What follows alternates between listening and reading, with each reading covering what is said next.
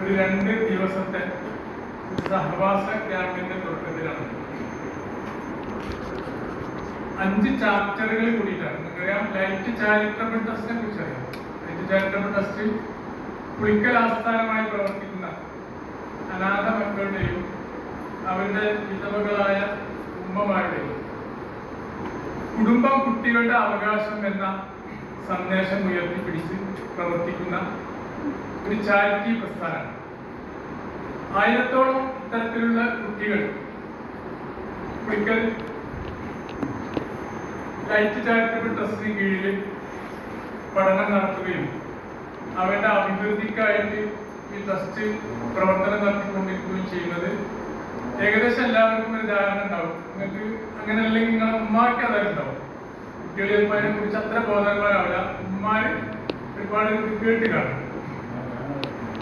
അതിന് 35-40ഓളം ചാപ്റ്ററുകൾ കേരളത്തില് കാസർഗോഡ് മുതൽ കൊല്ലം വരെയുള്ള ജില്ലകളിലായിട്ട് 35-40ഓളം ചാപ്റ്ററുകൾ, ഏറ്റവും അപ്ഡേറ്റ് എനിക്ക് നമ്പർ അറിയാം, പ്രവർത്തിക്കുന്നുണ്ട്. അതിലുള്ള 5 ചാപ്റ്ററുകളിലുള്ള കുട്ടികളാണ് ഇവിടെ ഒരുമിച്ച് കൂടിയിരുന്നത്.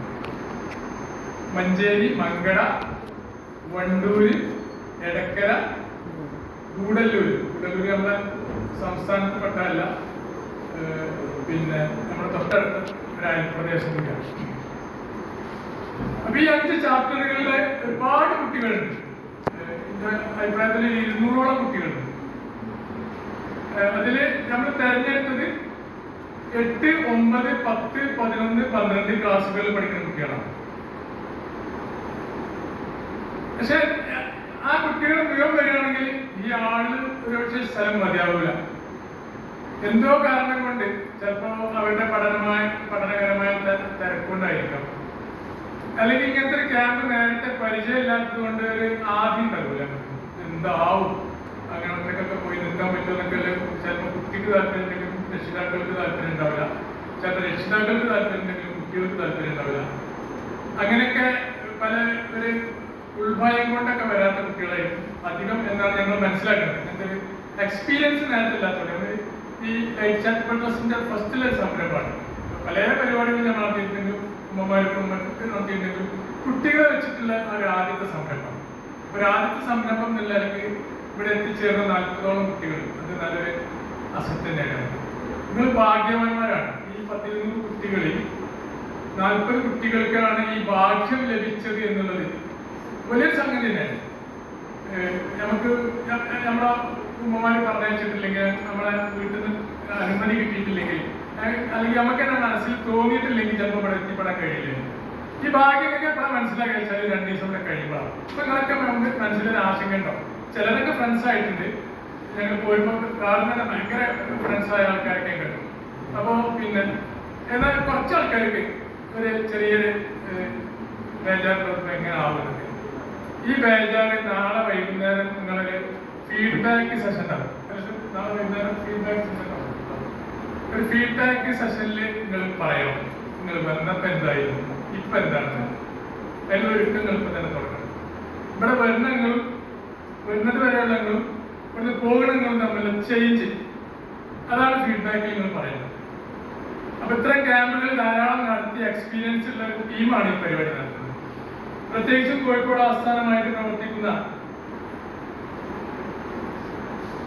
അപെക്സ് എഡ്യൂക്കേഷണൽ സൊല്യൂഷൻ എന്ന കമ്പനിയുടെ എക്സ്ട്രീം വർക്ക് ചെയ്തുകൊണ്ടിരിക്കുന്ന ഒരു ടീമിന്റെ ലീഡർ ഡോക്ടർ അബ്ദുസലാം സാറാണ് ഇതിന്റെ നേതൃത്വം. അദ്ദേഹത്തിന്റെ നേതൃത്വത്തിലുള്ള ഈ ക്യാമ്പ് തീർച്ചയായിട്ടും നിങ്ങൾക്ക് ഒരു അനുഭൂതിയായിരിക്കും എന്ന് ഞാൻ ആഗ്രഹിക്കുകയാണ്, ആശംസിക്കുകയാണ്. ഞാൻ എന്റെ കർത്തവ്യത്തിലേക്ക് കിടക്കുകയാണ്. ഒരുപാട് സംസാരിക്കാനല്ല, ഈ സെഷൻ എത്രയും പെട്ടെന്ന് അവസാനിപ്പിച്ച് വേഗം നിങ്ങളെ സലാം സാറിന്റെ കൈ കയറ്റിച്ചു കൊടുക്കുക എന്നുള്ളതാണ് ഈ ഇതിന്റെ ദൗത്യം. അപ്പോ പിന്നെ എന്റെ കർത്തവ്യം തരുന്നത് ഇവിടെ വന്ന ആളുകൾക്ക് സ്വാഗതം പറയാനുള്ളത്. ഞാൻ ആദ്യമായിട്ട് സ്വാഗതം പറയുന്നത് ഈ വന്ന 40ഓളം കുട്ടികൾക്കാണ്. നിങ്ങളാണ് ഇവിടുത്തെ ഗസ്റ്റ്, നിങ്ങളാണ് ഗസ്റ്റ്. അപ്പൊ നിങ്ങൾക്ക് ആദ്യമായിട്ട് ഔപചാരികമായിട്ട് സ്വാഗതം പറയാം. രണ്ടാമതായിട്ട് ഞാൻ ഏറെ ബഹുമാനിക്കുന്ന ഇതിന്റെ ഉദ്ഘാടകൻ അബൂബക്കർ മരുത, അദ്ദേഹമാണ് ഇത് ഉദ്ഘാടനം ചെയ്യുന്നത്. ഏറ്റവും പ്രിയപ്പെട്ടവരും ബഹുമാനിക്കുന്നവരായ വ്യക്തിത്വമാണ്. അദ്ദേഹത്തെ ഈ സ്വാഗതം ചെയ്യുന്നത്. മൂന്നാമത്തെ ലൈറ്റ് ചാരിറ്റബിൾ ട്രസ്റ്റിന്റെ പ്രതിനിധിയായിട്ട് വിളിച്ചിട്ടുള്ള അബ്ദുറഹ്മാൻ മാസ്റ്റർ പൊളിക്കൽ, അദ്ദേഹത്തെ സ്വാഗതം ചെയ്യുകയാണ്. ഗൂഡല്ലൂരിൽ നിന്ന് വിളിച്ചിട്ടുള്ള എനിക്കൊരു 10-30 വർഷമായിട്ട് പരിചയമുള്ള ഗൂഡല്ലൂർ സ്വദേശി, ഞാൻ മഞ്ചേരി ആണെങ്കിൽ പോലും 96 മുതൽ ഞാൻ വളരെയധികം ബന്ധപ്പെട്ടുകൊണ്ടിരിക്കുന്ന എൻ്റെ ഏറ്റവും ഒരു ക്ലോസ് ഫ്രണ്ട് എന്ന് വേണമെങ്കിൽ തന്നെ പറയാം നജീമുദ്ദീൻ സാർ. അദ്ദേഹം 6 കുട്ടികളുമുണ്ട്. ആ കുട്ടികളെ നിങ്ങൾ മിങ്കിൾ ചെയ്തിട്ട് കുറച്ച് കോമഡിയും കുറച്ച് തമിഴൊക്കെ പഠിക്കണം. നമ്മളെല്ലാവരും മിങ്കിൾ ചെയ്യണം. ആ കുട്ടികൾ ഇവരോട് മലയാളം പറയും ചെയ്യും. തമിഴിൽ തന്നെ സംസാരിക്കാൻ പാടുള്ളൂ.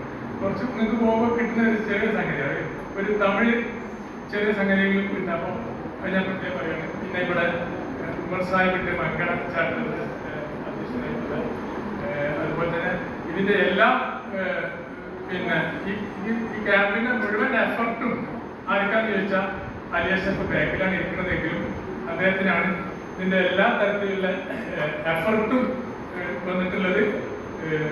അദ്ദേഹത്തെ ഞാൻ പ്രത്യേകം സ്വാഗതം ചെയ്യുന്നില്ല. ആദ്യത്തെ നിലനിൽക്കുക അദ്ദേഹത്തിന് വേണ്ടി പ്രാർത്ഥിക്കുകയാണ്.